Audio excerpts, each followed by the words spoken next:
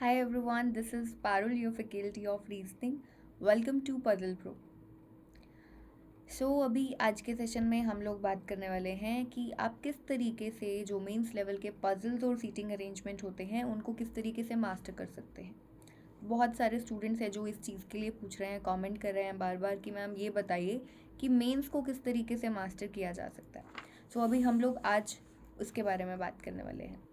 तो सबसे पहले और सबसे इम्पॉर्टेंट चीज़ पजल्स और सीटिंग अरेंजमेंट के केस में क्या है, मेंस लेवल तक आप तब पहुंचेंगे जब आपको बिल्कुल स्टार्टिंग से बिल्कुल बेसिक से हर चीज़ का पता होगा।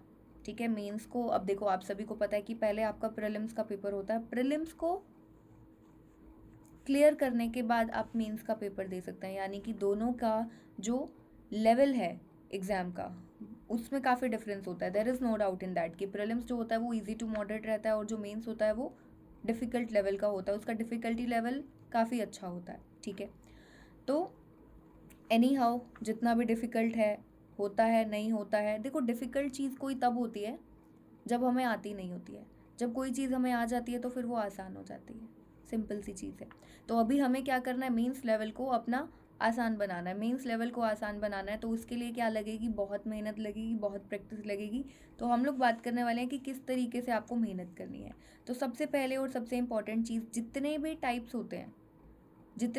होते हैं पजल्स और सीटिंग अरेंजमेंट के, कोई भी एक ऐसा टाइप नहीं होना चाहिए जो आपसे छुपा हुआ हो, यानी कि जो आपको पता ही ना हो।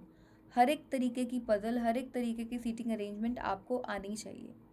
स्टार्टिंग जब आप करोगे, ठीक है, तो आप पहले इजी लेवल के क्वेश्चंस बनाओगे। ठीक है, 15 से 20 दिन आप इजी क्वेश्चंस बना लो। उसके बाद स्टार्ट करो, थोड़ा सा मॉडरेट लेवल के क्वेश्चंस उठाओ। देखो, जब आप पहली बार कभी भी कोई चीज़ उठाते हो ना, आपको टाइम लगता है। तो जब आप पहली बार इजी लेवल का उठाओगे तब भी आपको टाइम लगेगा, पहली बार मॉडरेट लेवल का क्वेश्चन उठाओगे तब भी टाइम लगेगा, और जब पहली बार मेंस लेवल का क्वेश्चन उठाओगे तब भी आपको टाइम लगेगा। ठीक है, तो कुछ भी हो, करना तो है ही। कितना भी टाइम लगे, स्टार्टिंग में इनिशियली आपको टाइम लगेगा, बट धीरे धीरे विद प्रैक्टिस सब चीज़ें बहुत सॉर्टेड होने लग जाएंगी। 15 से 20 दिन आपको क्या करना है, पजल और सीटिंग अरेंजमेंट्स बनाओ। ये कब है, जब आप फैमिलियर हो सभी टाइप्स के, आपको पता है कि पजल्स क्या क्या होते हैं, सीटिंग अरेंजमेंट्स कौन कौन से होते हैं। सर्कुलर अरेंजमेंट्स होते हैं, ट्राइंगुलर होते हैं, रो बेस्ड सीटिंग अरेंजमेंट होता है, सिंगल, डबल। ठीक है, आजकल कॉन्सेंट्रिक फिगर बेस्ड क्वेश्चन होते हैं, यानी कि एक सर्कल के बीच में दूसरा सर्कल आता है, एक ट्राइंगल के बीच में दूसरा छोटा ट्राइंगल दे देते हैं। तो इस तरीके के क्वेश्चन होते हैं। हर तरीके का क्वेश्चन आपको पता होना चाहिए क्या है। अगर वो ये बात करता है कि ए और बी एक दूसरे को फेस करते हैं तो दोनों की डायरेक्शन कैसी होगी। अगर वो बोल रहे हैं A and B are sitting opposite to each other, तो ये पता होना चाहिए आपको कि वो आमने सामने बैठे हैं, पर उनके डायरेक्शन का हमें नहीं पता है। तो ये सब जो बेसिक चीज़ें हैं ये आनी चाहिए। अगर आपको यही नहीं आती तो आप मेंस छोड़िए, आप प्रीलिम लेवल के पेपर को भी क्लियर नहीं कर सकते। तो बेसिक्स क्लियर होने चाहिए। पहले इजी क्वेश्चंस उठाओ, फिर मॉडरेट उठाओ। जब आप 15 से 20 दिन ईजी करेंगे, उसके बाद आप 1 महीना क्या करो, उसके बाद 1 महीना मॉडरेट और इजी दोनों को साथ लेकर चलते रहो। फिर उसके बाद में आप उठाओ मेंस का क्वेश्चन। अब मेंस के जो क्वेश्चंस होते हैं वो होते क्या है, एक्चुअली मेंस के क्वेश्चंस कहाँ से आए, आए तो प्रीलिम्स से ही है। जो प्रीलिम्स में जो टाइप्स पूछे जाते हैं उन्हीं को ही वो कॉम्प्लेक्स कर देता है। कभी लैंग्वेज को कॉम्प्लेक्स बना देता है, कभी कभी वो combination questions, mostly combination questions होते हैं। जैसे कि सर्कुलर अरेंजमेंट आप लोग सॉल्व करते हैं और उसमें आपको क्या मिलता है, 8 लोगों को बिठाता है या 10 लोगों को, जो भी है, सीटिंग अरेंजमेंट मिलता है। उसके बाद में क्या होता है, वो आपको अगर मेंस में देगा, देखो ऐसा कुछ फिक्स नहीं है कि मेंस में एक ही तरीके की चीज़ें पूछी जाती हैं। मेंस में क्या होता है, आपको जब पेपर देखते हो तो आप सबसे पहले डरते ही इसीलिए हो, अरेंजमेंट आपको सर्कल मिला पर उसमें उसने कुछ एक ऐसा एलिमेंट ऐड किया हुआ है जो आपने शायद पहली बार देखा होगा। ठीक है, तो नया टाइप देखकर कभी भी क्वेश्चन को छोड़ना नहीं चाहिए। ठीक है, पेशेंटली क्वेश्चन को पढ़ो।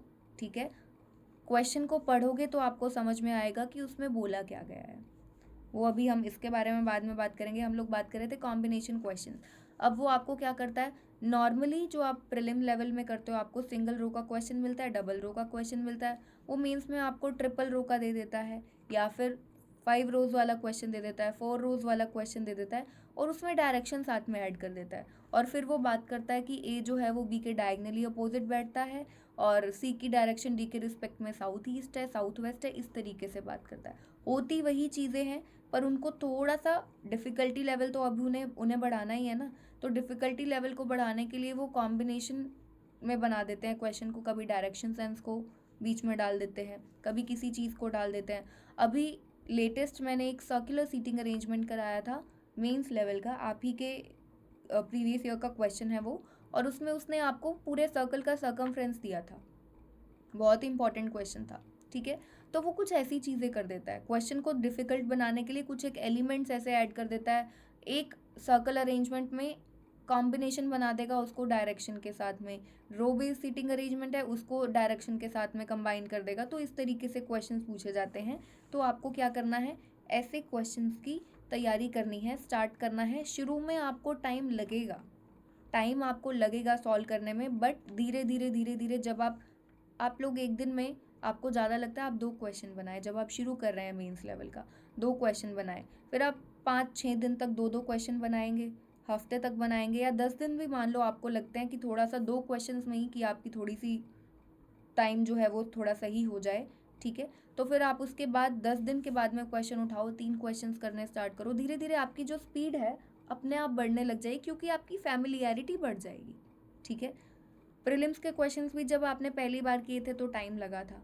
जैसे जैसे आपकी फैमिलियरिटी उन क्वेश्चंस के साथ बढ़ती गई, आपसे क्वेश्चंस होने लगे ना, अभी आप जब आपको मान लो जिन स्टूडेंट्स को काफ़ी टाइम हो चुका है तो उनको प्रीलिम्स तो ऐसा लगता है कि ये कुछ भी नहीं है, प्रीलिम्स हो जाता है, उनको मेंस डिफ़िकल्ट लगता है, क्योंकि मेंस की तैयारी जितना टाइम आप प्रीलिम्स के लिए देते हो ना, अगर उतना ही टाइम आप मेंस के लिए देने लग जाओ तो मेंस बहुत ही आसानी से निकल सकता है, ठीक है। तो बात क्या है, सभी के सभी पजल्स और सीटिंग अरेंजमेंट के जितने भी टाइप्स हैं आपको पहले आने चाहिए। मेंस को मास्टर करने के लिए पहले प्रीलिम्स बहुत अच्छे से आना चाहिए आपको। इजी टू मॉडरेट क्वेश्चंस की प्रैक्टिस करो कुछ एक टाइम तक। जब आपकी इजी टू मॉडरेट क्वेश्चन की प्रैक्टिस बहुत अच्छी हो जाएगी, फिर मेंस को स्टार्ट करो उठाना। स्टार्टिंग में थोड़ा टाइम लगेगा, 2 क्वेश्चन उठाओ, धीरे धीरे धीरे धीरे आपको मेंस का जो आपका नंबर है क्वेश्चंस का वो बढ़ाना है अपने ही हिसाब से। ये कोई आपको बताएगा नहीं। हो सकता है कि कोई स्टूडेंट ऐसा हो जो मेंस का स्टार्टिंग में उसका इजी टू मॉडरेट बहुत अच्छे से हो गया और उसको मेंस में ज़्यादा टाइम नहीं भी लगा, ऐसे भी स्टूडेंट्स होते हैं, ठीक है। तो वो शायद दिन में पहले ही, अगर जब अपनी मेंस की तैयारी स्टार्ट करें तो पहले उनसे 3 क्वेश्चंस होने लग जाएं। तो ये नंबर आप पर डिपेंड करता है, आप पहले बनाकर देखो कि आपको कितना टाइम लग रहा है। अगर आपसे 30 मिनट में एक क्वेश्चन हो रहा है, 32 मिनट में, 35 मिनट में, 40 मिनट में, आप उस हिसाब से देखो कि आप टाइम कितना दे सकते हो, ठीक है। आप 2 क्वेश्चन उठाओ, 3 उठाओ, फिर धीरे धीरे उस नंबर को बढ़ाओ, ठीक है। इस तरीके से आप अपने मेंस लेवल पजल और सीटिंग अरेंजमेंट को कर सकते हैं मास्टर। तो आई होप मेरा जो ये वीडियो है इससे आप सभी को बहुत फ़ायदा होगा, आप इसी तरीके से तैयारी करेंगे और बैंक की नौकरी को भी ज़रूर हासिल करेंगे। सो मिलते हैं नेक्स्ट सेशन में। Take care everyone.